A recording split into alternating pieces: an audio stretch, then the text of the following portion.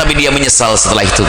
Menyesal dan menyesal dan menyesal, maka penyesalan itulah yang akan meruntuhkan dosa, akan meleburkan dosa, akan menjadi sebab Allah mengampuninya. Kalau sudah begitu, segede apapun dosa itu seperti tidak ada dosa.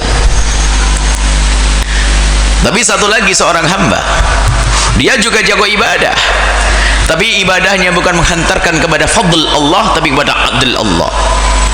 Dia beribadah, di saat mulai bisa beribadah, dia mulai sombong dengan ibadahnya. Wah, seolah-olah sudah kayak punya surga, membanggakan ibadahnya, membanggakan ibadahnya, sehingga dengan ibadah yang banyak bukan dia semakin kecil, merasa rendah di hadapan Allah, sudah mulai merasa kesombongannya yang muncul, sehingga melihat orang yang ada di kiri kanannya seolah-olah ada di bawahnya. Kesombongan, ibadah menjadikan sebab sombong. Dia punya imam dan punya suri toladan. Suri toladan imam yang namanya iblis. Iblis adalah ada makhluk Allah yang ibadahnya luar biasa, ibadahnya dahsyat. Iblis bukan dari golongan malaikat, bukan dari golongan malaikat, akan tapi begitu hebatnya di dalam beribadah sampai dia digolongkan, dikumpulkan bersama rombongan malaikat, bahkan sampai dia diangkat sebagai pemimpin mereka. Akan tapi ketahuilah, ibadahnya iblis tidak menjadikan sebab iblis semakin tawadhu di hadapan Allah, bukan semakin merasa kecil, bukan semakin menyadari kalau dirinya seorang hamba. Akan tapi ibadahnya iblis menjadikan si iblis itu sombong, maka kesombongannya menghalangi dia untuk bisa patuh kepada Allah. Di saat Allah berfirman, wa id qulna lil malaikati isjudu li adama fasajadu ila iblis, hei, sujudlah kalian wahai malaikat, wahai malaikat, sujudlah kalian kepada Adam. Yang memerintahkan Allah kepada malaikat, dan bersama malaikat ada iblis, karena iblis sudah digolongkan bersama malaikat. Wa id qulna lil malaikati isjudu, di saat kami perintahkan kepada malaikat untuk sujud, fasajadu, semuanya pada sujud, illa iblisa, kecuali iblis. Aba wastakbara, enggan, dia enggak mau, wastakbara, sombong dia. Iblis yang sombong. Kenapa dia sombong? Karena kebaikan yang dilakukannya, karena kebaikan yang dilakukannya. Disuruh sujud sama Adam, padahal ini perintah Allah, enggak mau dia. Kalau dia seorang merasa dirinya adalah hamba Allah, tentu dia akan mudah untuk patuh dengan perintah Allah, enggak mau sujud. Sudah begitu ditanya oleh Allah, apa yang menjadikan kau tidak sujud, hai iblis? Di saat ditanya begitu, bukan dia malah minta maaf kepada Allah, malah berkata, ana khairun minhu, aku lebih bagus dari dia ya Allah. Dalam hati iblis begini, kok bisa saya suruh sujud sama Adam? Dia itu makhluk yang baru diciptakan Allah hari ini, baru ditiupkan roh saat ini, belum punya prestasi ibadah, belum terbukti sujud.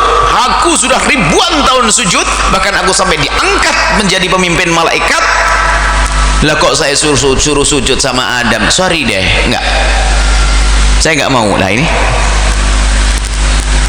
kesombongan karena ibadahnya, kesombongan karena senang ngaji, kesombongan karena punya Al-Quran, kesombongan karena macam-macam, akan meruntuhkan dia. Nah, ibadah yang dilakukan bukan menjadi sebab dia semakin takut kepada Allah, bukan semakin dia merasa kecil di hadapan Allah, tapi dengan ibadahnya malah dia menjadikan sombong. Hati-hati, dia bukan menuju kepada fadl Allah, dia akan menuju kepada adl Allah. Dapatnya nanti hukuman dari Allah Subhanahu wa taala. Nah, di saat melakukan kebaikan tidak terlalu tampak hukuman Allah pada dia, karena dia ibadah. Nah, orang seperti ini di saat bermaksiat kasusnya kayak gimana? Orang seperti kalau bermaksiat, orang yang kalau ibadah tidak menjadikan dia semakin kecil di hadapan Allah, kalau jatuh dalam kemaksiatan apa? Ngentengin maksiat. Cuman gitu. Wudhu beres, kan kata hadis Nabi, sholat jamaah rontok, ngeremehin. Haram, dosa kecil. Hati-hati, biarpun dosa kecil, tapi kalau kita remehkan jadi gede, maka kata Ibn Athaillah sekandari la saghirata, enggak ada istilah dosa kecil kalau sudah Allah menampakkan sifat adilnya untuk menghukum seorang hamba tersebut. Permasalahan adalah kesombongan, menyombongkan. Makanya dosa itu dibagi ada dosa besar, dosa kecil. Dosa besar adalah tandanya yang jelas ada hukumannya. Hukuman di akhirat diancam oleh Allah di akhirat. Ada hukuman di dunia, hukum rajam, hukum haddad, hukum had cambuk, itu dosa gede. Menyekutukan, durhaka kepada orang tua, mabuk dan sebagainya, dosa gede. Ada dosa kecil, ini dalam pembagian syariat saja. Ada dosa-dosa kecil, lamam atau dosa kecil ada. Itu dalam pembagian syariat dosa dibagi dua. Ada dosa gede, kabair, ada dosa kecil. Itu dalam pembagian. Tapi dalam prakteknya, biarpun dosa kecil, kalau kita sombong jadi gede di hadapan Allah. Nah, ini jangan sampai sebagian santri mengatakan, mencium perempuan dosa kecil. Mencium perempuan dosa kecil. Kenapa? Karena tidak ada ancaman yang mencium masuk neraka langsung atau dicambuk, nggak ada. Paling takzir. Kan ada kaidahnya. Kalau hukumannya hanya kecil takzir, namanya dosa kecil. Mencium perempuan hanya ditakzir. Nah, gitu tuh. Apalagi?